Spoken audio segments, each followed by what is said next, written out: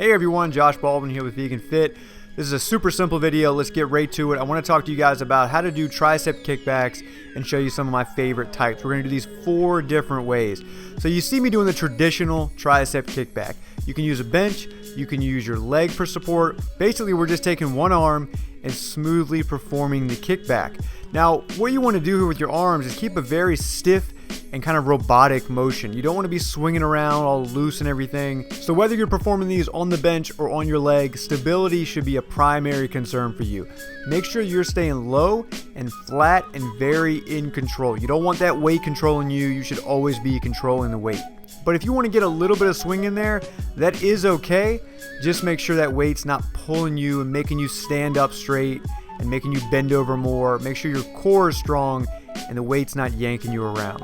Next up, I want to show you what I think is an improved version of this single arm kickback.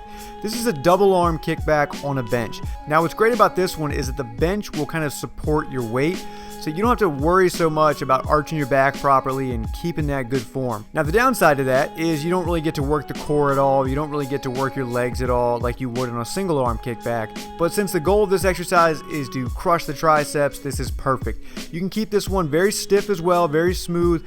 Now with this double arm on the bench, you're probably not going to use quite as much weight as a single arm.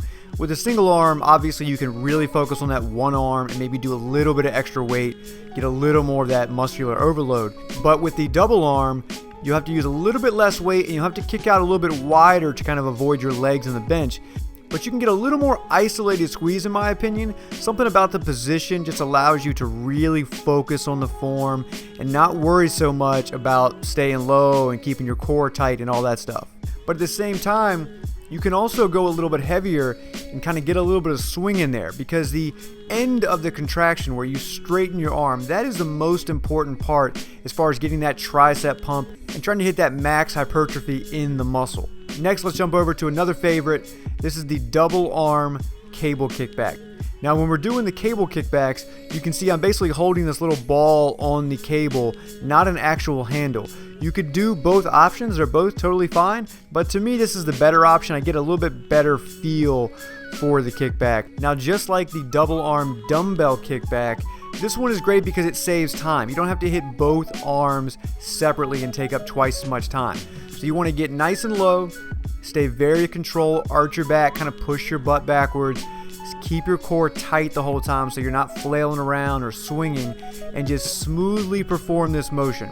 Now just like the dumbbell version, you want to make sure that you keep your wrists tight and you don't let your wrists kind of twist and squeeze at the end. That's going to transfer all that pressure and weight from the triceps onto your wrist and forearms, which is not what we're looking for here. But you'll see here when I switch to the single arm, just to show you guys that it's very similar, you can also use a handle for this.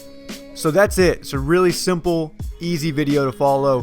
I just wanted to show you guys my 4 favorite ways of doing tricep kickbacks. Now I tend to mix in a lot of overhead presses and skull crushers because they're going to give you a little bit more of that pump in my opinion, but everyone's different, so you might do kickbacks and get more out of them. Usually if I'm just doing kickbacks on my tricep day, I'm not going to get incredibly sore like I would if I was doing a lot of skull crushers or lying down extensions. But I like to mix them in with my tricep workouts because it works a little bit different muscle groups of the tricep than a skull crusher or double arm overhead extension.